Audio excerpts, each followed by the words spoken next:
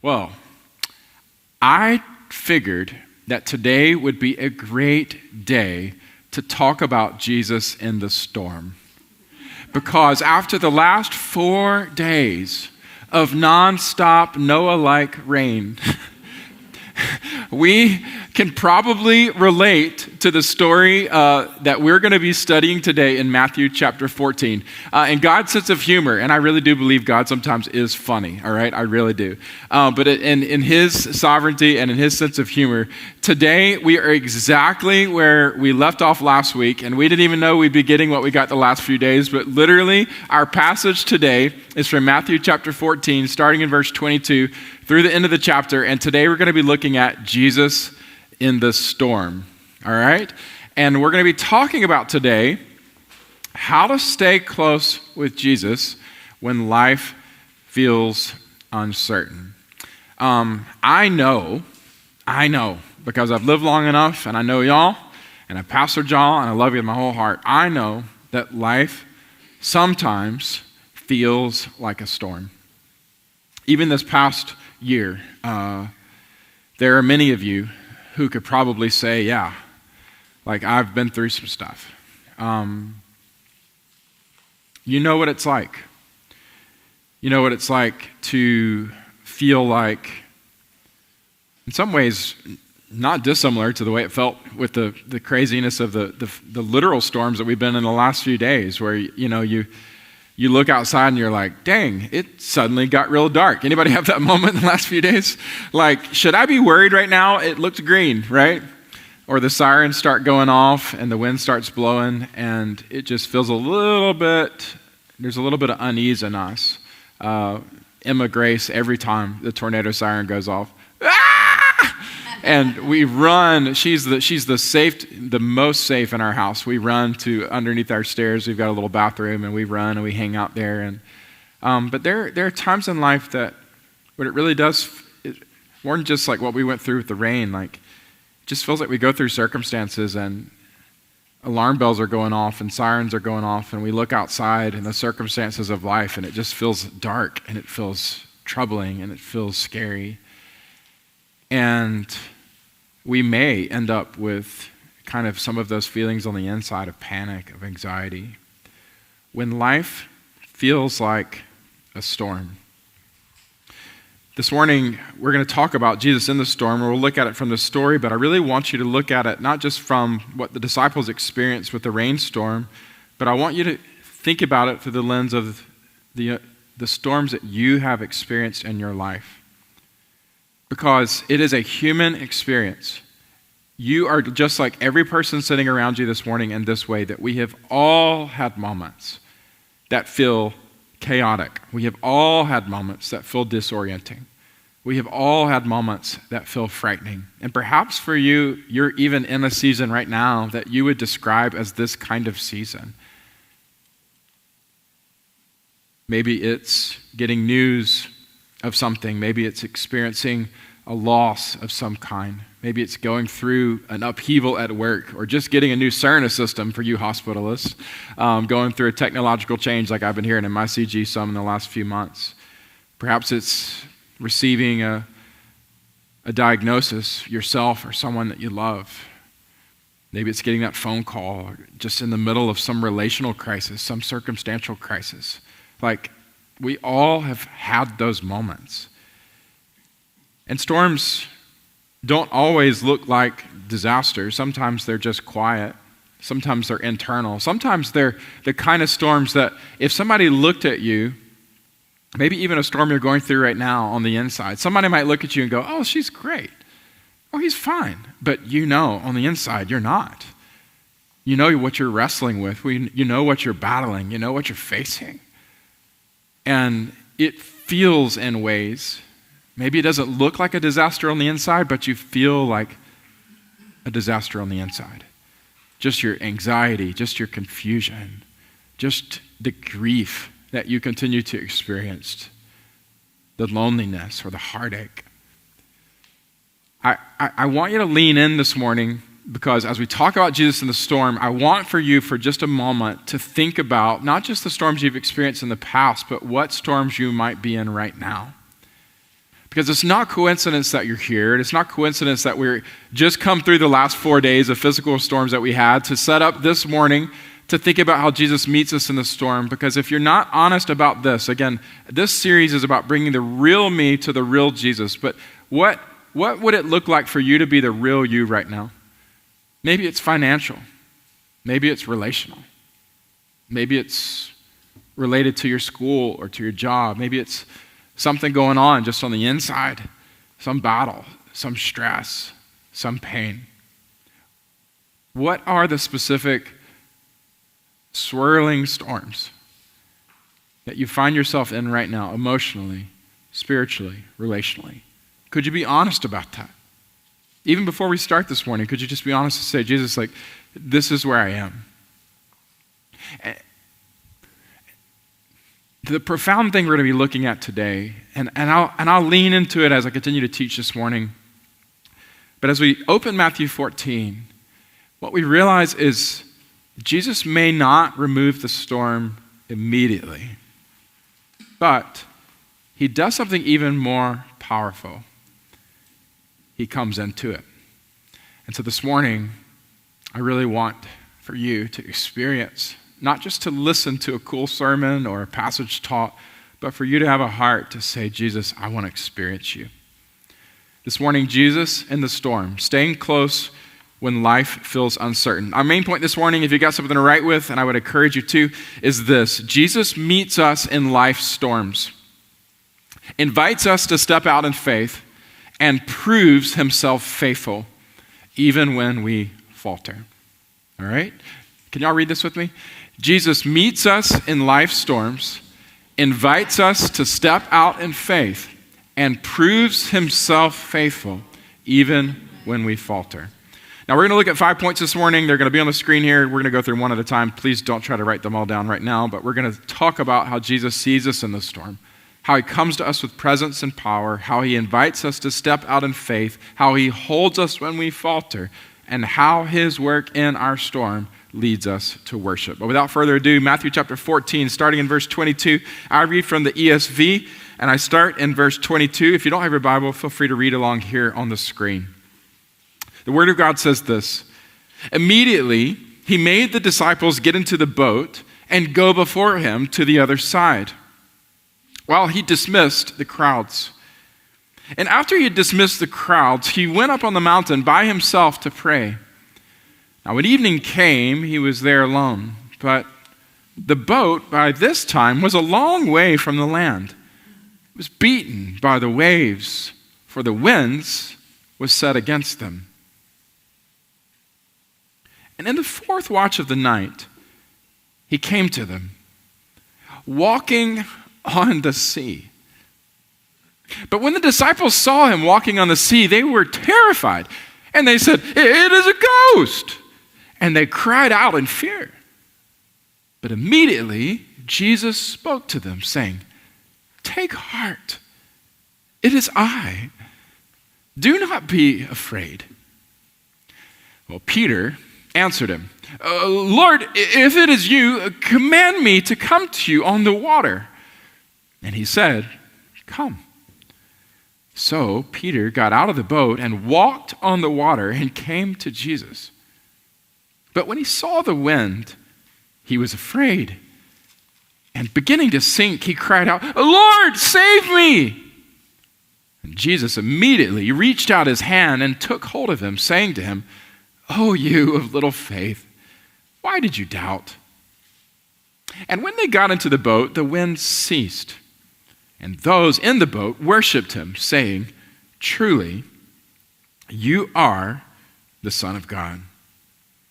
And when they had crossed over, they came to the land Gennesaret. And when the men of that place recognized him, they sent around to all that region, and they brought to him all who were sick, and implored him that they might only touch the fringe of his garment. And as many as touched it were made well. This is God's word. This morning we look at how Jesus meets us in the storms, invites us to step out in faith, and proves himself faithful even when we falter. If you got something to write with, point number 1 this morning as we journey through this story. How many of you had heard this story before today? right? It's a pretty cool story. And it's often talked about Jesus walking on water, Peter walking on water, some really cool stuff happening, and it's an amazing moment. But again, today, similar to last week, as we saw just earlier in the passage how he fed the 5,000, sometimes familiarity kind of breeds complacency. It kind of brings us to a place where we think, oh, I think I've already heard this before. I think I already know what's going on. But again, I would just implore you, I really believe there's a lot deeper meaning for you, and I believe there's not a coincidence of why you're here this morning. And I want you to be thinking about this story, not just for what the disciples were experiencing, but right now, the storms that you are experiencing, relationally, emotionally, spiritually, and we're all going through something. The first point that I want for you to hear personally to you this morning, directly from the Lord, is this: Jesus sees you. He sees you when you are in a storm. I think sometimes in my life, I don't really like stormy days. Anybody with me? I don't like rainy days in general, although I did love yesterday just kind of chilling out in the middle of the rain. But usually, like, stormy seasons of life, not my favorite. Anybody particularly love bad days? Anybody particularly have an affinity for just terrible seasons? All right. Not many of us love it. And I think often for us as the people of God, I think sometimes we assume wrongly that hardship, when we go through hardship, it like means that we're far from God. Now, sometimes sin does have consequence, and that consequence can push us further from God, certainly. But not every time we go through hardship is a direct consequence of sin. Sometimes we assume that hardship means we're far from God, and sometimes when we're in the middle of hardship, we feel unseen.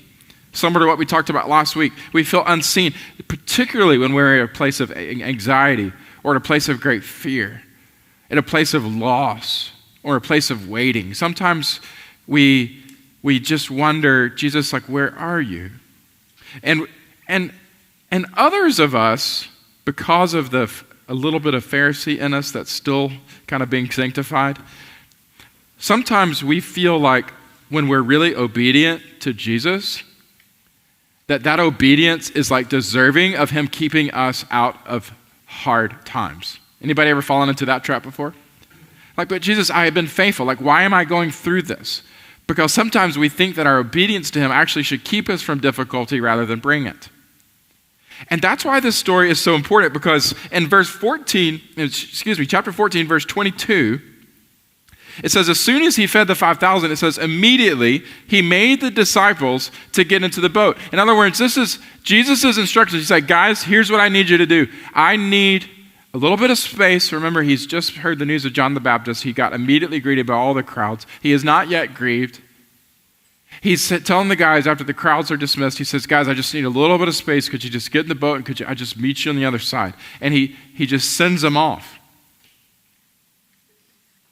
And what's interesting is they do exactly what Jesus said to do. Like, they got in the boat and they were going to the other side. And it's in the place of obedience, hear me, it's in the place of obedience, of actually doing exactly what Jesus has called them to do, that they encounter one of the most terrifying moments of their life.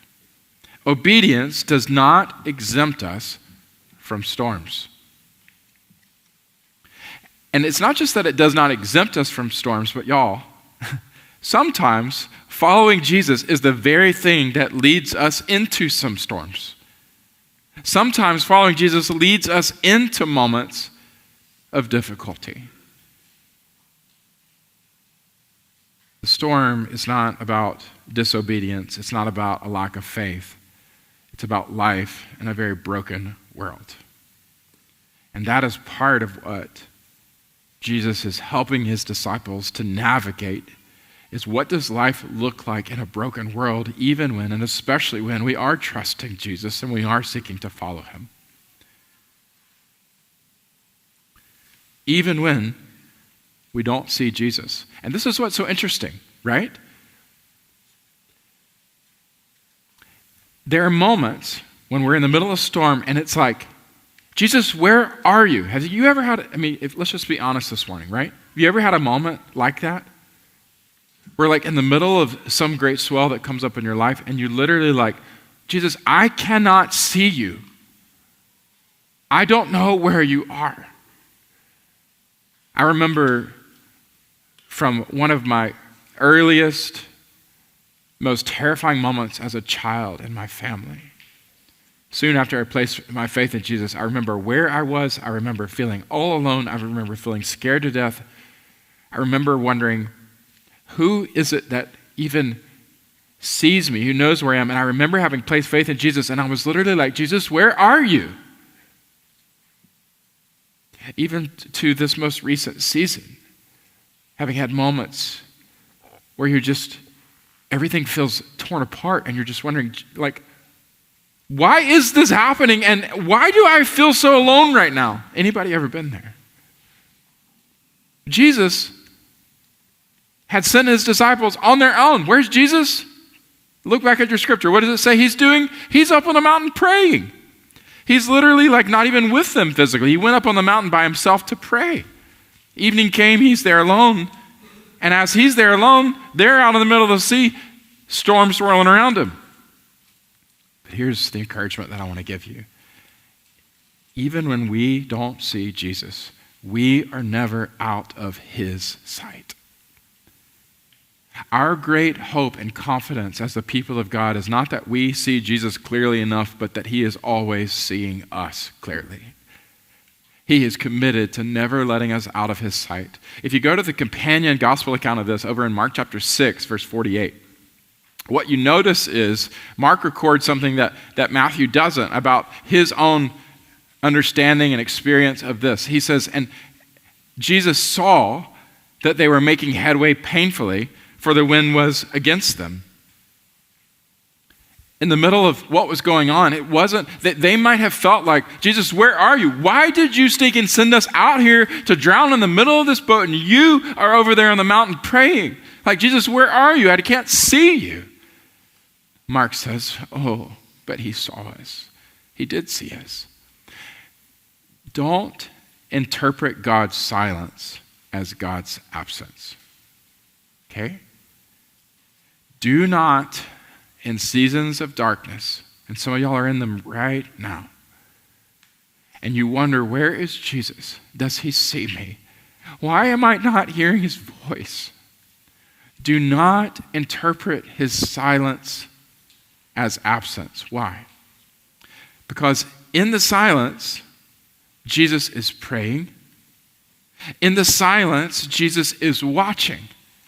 And in the silence, you know what's coming in the rest of the story. Jesus is actually preparing to move towards you.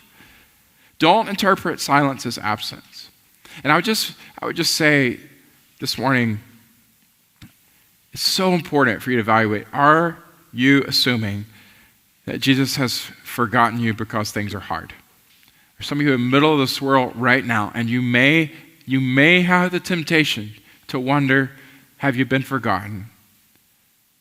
You may be in a place where you feel like Jesus is not speaking and you can't see him. You can't feel his presence as much. And you may be wondering, like, is this moment, like, does this mean that, like, something is wrong with Jesus? Or something is wrong with, like, what he feels about me? And I'm just telling you, be careful. Because Psalm 139 teaches us, right? The disciples should have known this psalm. They were familiar with it even before the days of Jesus. It was written, it says, "O Lord, you have searched me and you have known me. You know when I sit down and you know when I rise up. You discern my thoughts from afar. You search out my path and my lying down, and you are acquainted with all of my ways. Even before a word is on my tongue, behold, O Lord, you know it altogether. You hem me in, behind and before, and you lay your hand upon me. Such knowledge is too wonderful for me. It is high, and I cannot attain it. Where should I go from your spirit? Or where shall I flee from your presence? If I ascend to heaven, you are there. If I make my bed in Sheol, you are there. If I take the wings of the morning and dwell in the uttermost parts of the sea." Hey, disciples, if you end up in the middle of the ocean and it's swirling around you, he says, "Even there your hand shall lead me, and your right hand shall hold me. If I say, surely the darkness shall cover me. Anybody ever felt like it's just dark surrounding you? And the light about me be night. Even the darkness is not dark to you. And the night is bright as the day, for darkness is as light with you. I just wonder, maybe right now in the storm of your life, right now, how could you trust? What would it look like to just believe it and receive it? Some of y'all today don't even need to move beyond point one. You just may need to meditate on this the rest of the sermon, because some of y'all today may have forgotten that Jesus is actually still there. In the midst of the storm, even if it feels like he's silent, he is praying and he is watching and he is preparing to move. Jesus sees us in the storm, and you can trust him. Point number 2, Jesus comes to us with presence and power. Oh man, I love this. In the middle of the storm of life, even the storms you're going through right now, what you need to know is Jesus shows up. And he shows up to us with presence, and he shows up to us with power. Verse 25, Matthew 14. It says, and in the 4th watch of the night, so Jesus has been praying, and he's been watching, and he's been preparing to move, and now here's action, right? In the 4th watch of the night, it says, Jesus came to them, walking on the sea. Now, I just want to pause for a second, because this is huge. I have taught this before. I'm going to teach it again. It's more than just a cute little, oh, look, Jesus is miraculous. He can walk on water. How cool is that? Way more than that. Here's why it's so important. Jesus walks on what threatens to drown them. What are they scared of in this moment? They're scared of the sea. They're scared of the water. The winds are pushing them. The storm is surrounding them. They're scared of taking on too much water. And Jesus, the reason he walks on the water, he's literally showing them that what is over your head is under my feet. And y'all, there are some things today, I don't know what it is, but there are some things that feel over your head today. And they are. And Jesus shows up, and if he could walk on that like today in your presence, like that would be good for you to see, right? Because like it would be good for you to recognize like he's over that. Whatever it is that you feel like is over your head, like Jesus is on top of that. Like he's sovereign over it. He has more power than it. He walks on the water because it's the water that they fear. It's the water that they're freaking out that might drown them. And he shows up to them. Look at verse 26 and 27. They see him walking on the sea. They're freaking out. They're like, it's a ghost. I mean, what would, we might laugh at that, but what would you think if you saw somebody walking towards you and you're in the middle of the ocean, right? That's not a normal day, okay? This is not like a normal Carnival cruise. You're just like, oh crap, like what is going on? They think it's a ghost. They cry out in fear, but it says, but immediately Jesus spoke to them. And he says to them something very, very interesting, and I'm going to unpack this in a second. He says, take heart, it is I. Do not be afraid. Now, the Greek word that Jesus uses for it is I is the same word from Exodus chapter 3 that God uses for I am. He's basically going, it's me. Like God is here. Like the one who was and who is to come, like the eternal God whose name is I am. He shows up and he says, have courage. I'm here. This is your God. Like your God is with you. And what I love, it's so interesting, is that if you think about Jesus' first move, his first move is presence, not a solution. Do y'all see it? Like his first move toward them, as Tim Keller says, Jesus doesn't shout solutions from the shore, but rather he walks into the chaos with sovereign presence. His first move, presence. Take heart, he says, it is I. Do not be afraid. He's telling the guys, have courage. There in 27, when he says, take heart, he's literally saying, have courage, fear not. He's telling us to choose courage, but this courage is rooted in who he is.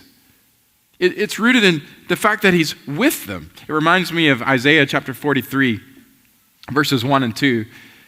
It says, fear not, for I have redeemed you. I have called you by name. You are mine. When you pass through the waters, I will be with you.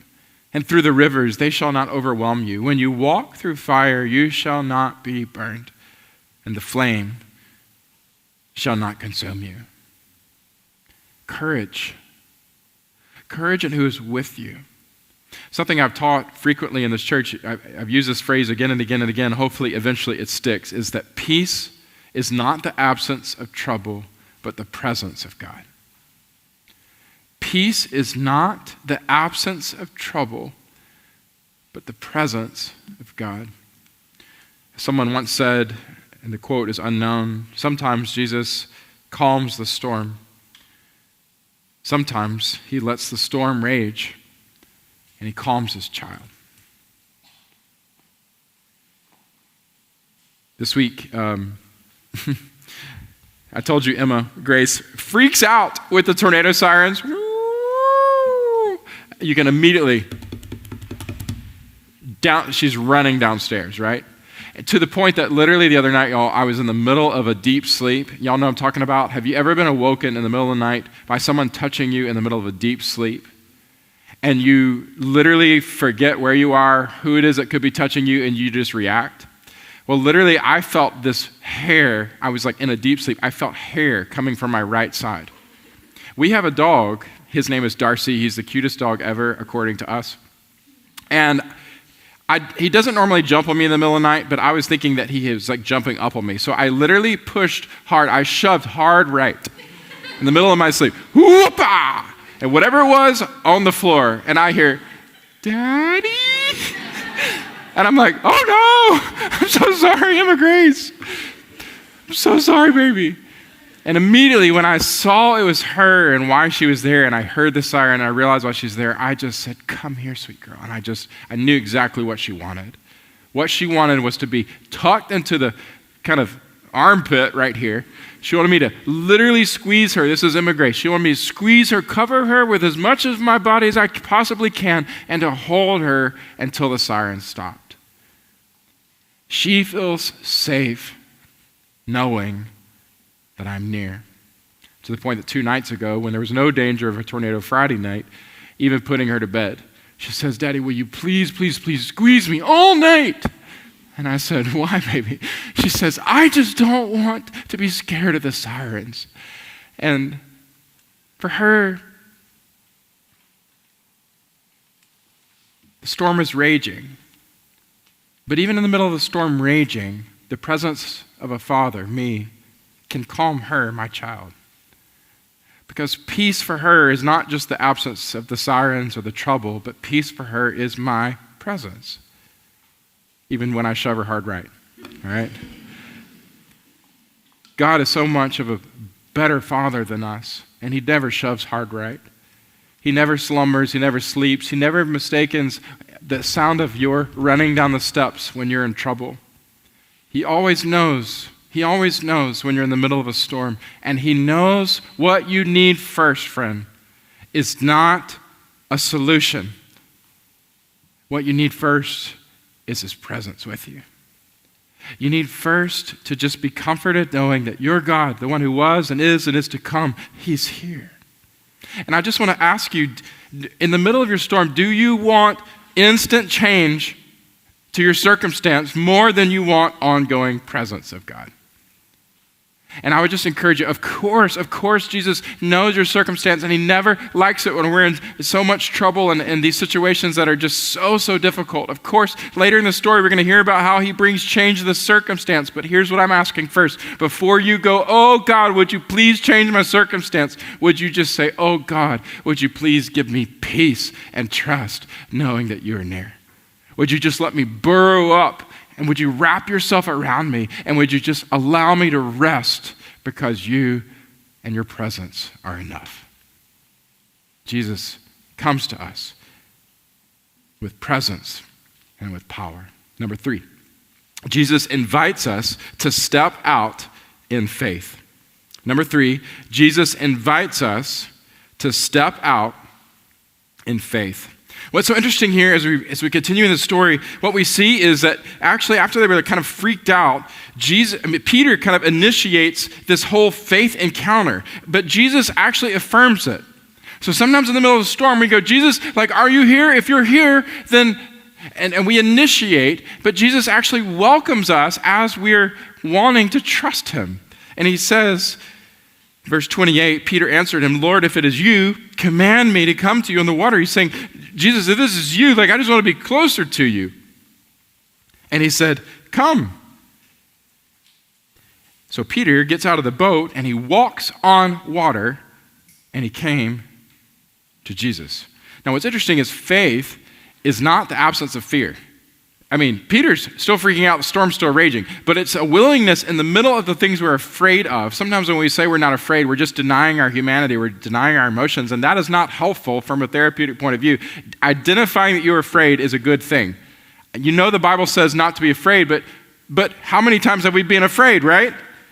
We freak out. And it's good for Peter to go, I'm freaked out. Like, I think you're a ghost. Like, I don't know what's going on. So in the middle of the fear, he's also saying, but I'm willing to have faith.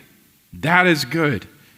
As Joni Eareckson Tada says, who's had such a tough life and has taught so many what it looks like to go through suffering, she says, faith is not a bridge over troubled waters, but a pathway through them with Christ. Sometimes we want faith to be kind of removing us from the things that are difficult to us. But what Joni is saying is sometimes faith actually leads you through the very things that are difficult toward and deeper with Christ. And he says in verse 29, so Peter got out of the boat and he walked on the water and he came to Jesus. Now, how is Peter walking on the water? Does he have some magic thing going on? Is it something that Peter himself is doing? Of course not. The reason that Peter is able now to walk on the very thing that he had once feared is because it's Jesus that is honoring Peter's faith. Jesus honors even Peter's very fragile faith. And I call it fragile because you know it's about to happen. It doesn't stay the way that it began very long. But as Peter looks out at Jesus, Lord, is it you? Come, just say, come, and I'll come. And Jesus says, come. And he fixes his eyes on Jesus. It's Peter's faith that allows him to then kind of have that different experience with the very thing that used to overwhelm him and seek to drown him. Now he is experiencing the opportunity to himself walk on top of it. But of course, as the story goes on, as Jesus inviting Peter to have faith, what we've got to realize is that this faith has to stay focused on Jesus. And friends, I just would tell you in the middle of the storm that you're in right now, Jesus is inviting you to trust him. But here's the thing about the faith that you've got to have. You've got to have faith like a horse with blinders on. You've got to have faith that says, I'm going to trust you and I'm going to keep my eyes on you. I'm going to keep my eyes on you. I'm going to keep my eyes on you. I'm going to stay fixed and locked in and focused on you. And the reason I'm saying this is because Peter, which started in such beautiful, genuine faith, in verse 30, we see the story begin to change because it says in verse 30, but when he saw the wind, this is so important because it's telling us what happened with, what changed. Here's what changed. It wasn't Jesus. It wasn't Jesus' ability. It was Peter's focus. Peter's focus shifted from Jesus. Is it you? It's you. Tell me to come. Jesus says, come. And Jesus steps out. Peter steps out. He's looking at Jesus and he begins to have triumph over the very thing that he had once feared because of Jesus honoring faith and giving grace and sustaining him in that way. But all of a sudden, Peter starts going, oh, no. And, you can just imagine like another wave heading toward him and another gust of wind. And he starts looking down at his feet and you can imagine he's going, what? Am I actually walking on water? And he's, suddenly he's focused on circumstance. And it says, when he began to see the wind, he was afraid. Here's why this is so important.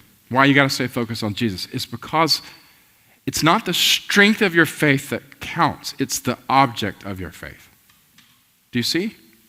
This is why Jesus says, even faith as small as a mustard seed can move mountains. It's because it's not the size of faith, it's the size of Jesus.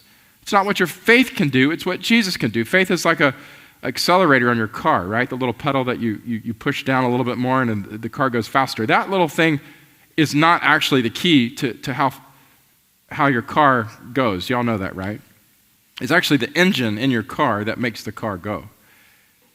But that little accelerator connects you with the engine. It's not the size of the accelerator that matters, it's the size of the engine in the car.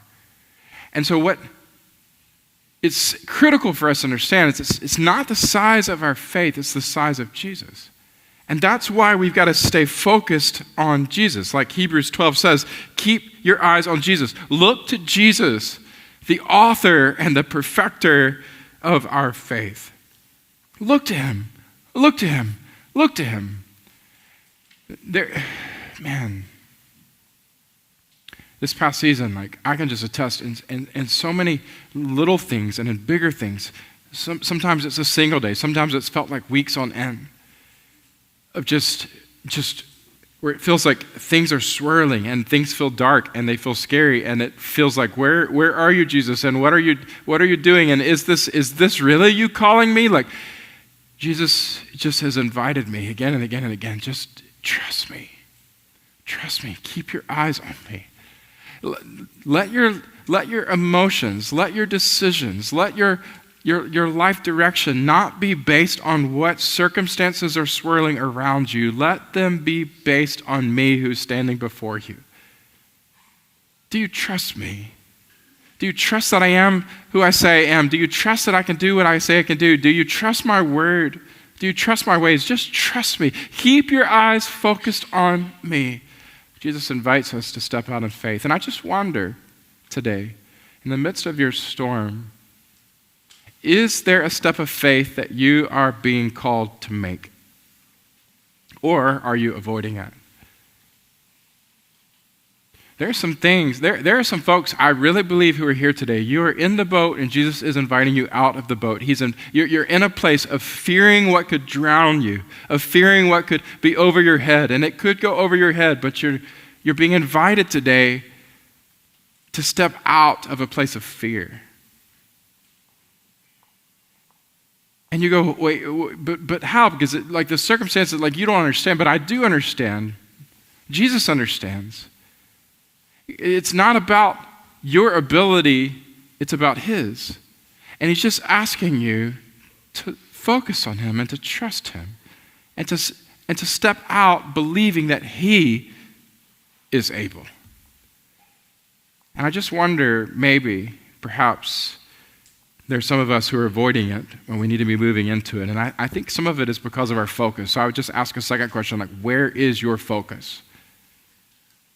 Would you be willing to admit this morning that perhaps you're looking more at the winds than in the face of Jesus? And if that's you this morning, would you just be willing to confess, Jesus, I just need to keep my focus on you. Forgive me, Jesus. Forgive me for looking away. Forgive me for even looking at the size of my faith. Help me, Jesus, just to look at you and what you're able to do. Jesus invites us to step out on faith. Number four. Jesus holds us when we falter. Jesus holds us when we falter. As the story moves toward a close, what's so interesting is that in verse 30, we see that as Peter starts looking to the wind, he begins to sink.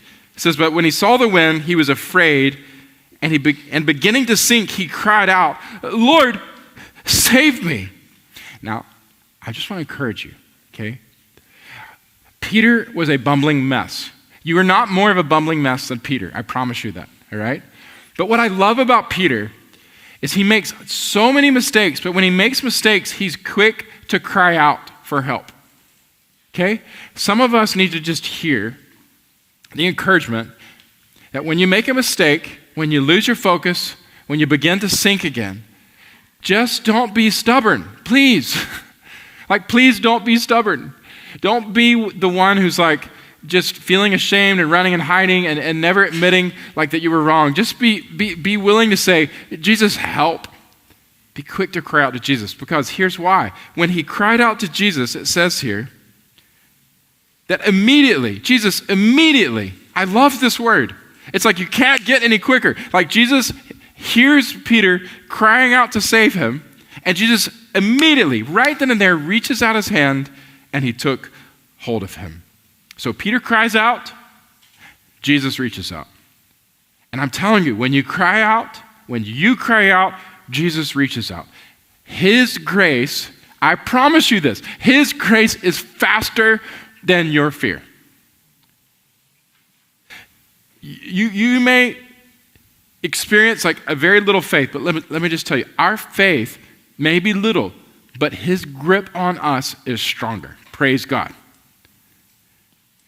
Like you may end up starting to sink, but his grip on you, when you are saved by his grace and his child, when he is committed to you and his spirit is in you, his grip on you is stronger. Spurgeon said, we may be in a storm, but we are never out of his sight, and we are never beyond his reach.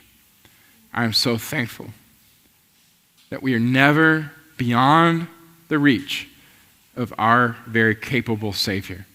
As Psalm 94, verse 18 says, when I said my foot is slipping, your unfailing love supported me.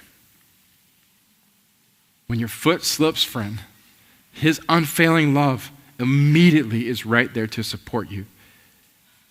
And he says in verse 31, as he looks at Peter, and I hear this guy is not, I'll explain this more in a second. I don't hear this in a judgmental kind of way. I hear this in a coaching kind of way, in a loving, gracious, coaching kind of way. Jesus says to him, oh, you of little faith, why did you doubt? Dane Ortland, he wrote Gentle and Lowly. I would highly encourage you, if you've never read Gentle and Lowly, go read that book. It is incredible. But Dane Ortland says, when we fall, Christ does not flinch. He lifts. I love that picture. When we fall, Christ does not flinch, but rather he lifts. He lifts us up and he lifts us out. And here, what I hear Jesus doing is he's challenging Peter to recognize why this has happened. He's not condemning Peter. Rather, what he's doing here is explaining to Peter that he's one who's rescuing him in his grace. Because, as D.A. Carson said, Peter sank not because he doubted Jesus' power, but rather because he stopped looking at him. And Jesus here is rescuing Peter with an incredible grace and challenging him to get back focused. One of my favorite verses in the Bible, and I've used it pastorally, probably with you, or if not in the past, maybe in the future, when often we come in limping because we failed in some way. We often come in perhaps ashamed, wondering if God still loves us, wondering if there's an opportunity to be restored or to be redeemed. One of my favorite verses in the Bible, it is an anchor, has been for me again and again and again, is 2 Timothy chapter 2, verse 13, that says, if we are faithless, he remains faithful. If you are faithless, he remains faithful. Why is this so important? It's because it's core to the gospel itself. We are not saved by anything that we do. We are saved completely by what he does for us. It is by grace that we have been saved. It is not of ourselves, lest we should boast, but it is a gift from God to be received by faith. So in these little moments of life, when we are having these stumbly kind of moments, and we fail, we find ourselves faithless, so often I'm afraid that we end up, because we like being successful. Anybody here? You like being successful, right? You like being a good boy. You like being a good girl. You like doing the right thing. You like approval, even of God, right? So sometimes when we fail, I fear sometimes we hide, or we try to cover it up, or we kind of cower in our shame. When Jesus says, look, when you're faithless, I am faithful. I immediately will grab you. And it says here in verse 32, and when they got in the boat, the wind ceased. This is Jesus' capability to hold and to redeem those who he loves. He can see you through the storm. Even when your faith fails, he can catch you and pull you back into the boat, and he can make the wind cease, and he does, and it's amazing. My question is, does your fear drive you to him or from him? Does your fear drive you to him or from him? Do you have a tendency to retreat in shame or to rest in his unchanging grace? Which of those do you find most instinctive? You know that Jesus wants you to rest in his rescuing grace. Well, the story finishes with point 5, and then I'll be done. It says this: Jesus' work in the storm leads us to worship. Jesus' work in the storm leads us to worship. What's so amazing is the story ends, and in verse 33 it says, and those who are in the boat worshiped him, saying, truly, you are the Son of God.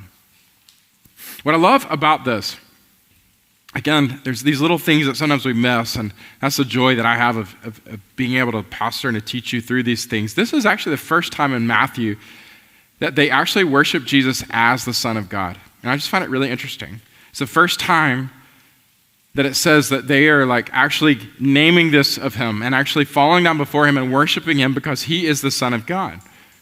First time. Which tells me something. The storm that they just went through actually became the very setting for revelation. Do you see? In other words, there's something that they learned about God because they went through the storm that they didn't know before they went through the storm.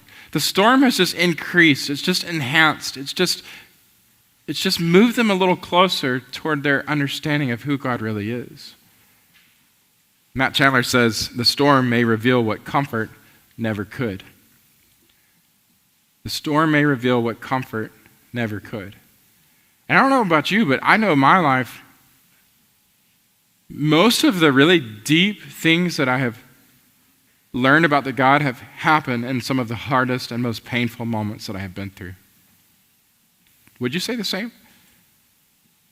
Sometimes the very things that I look back on and go, dang, that was hard.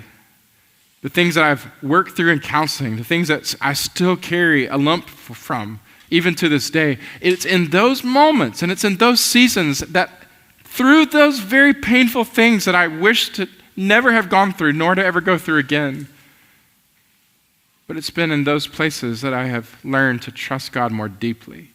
I've learned to walk with him more intimately. I've learned parts of his character and parts of his heart and parts of his capability that I would not have learned had I not had to cry out in the ways that I did. This is what the Bible speaks to, the weirdness of these passages, you guys. Romans 5, but we rejoice in our sufferings. What? It's not the suffering we're rejoicing in. It's that through the suffering produces endurance and ultimately character that leads us to hope and the outpouring of more of the Holy Spirit in our lives. James 1, consider it pure joy when you face trials and tribulations. What?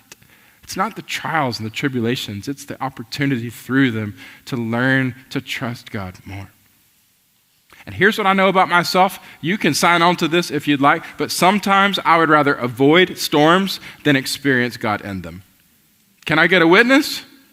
Sometimes we'd rather avoid the storm than experience God in them.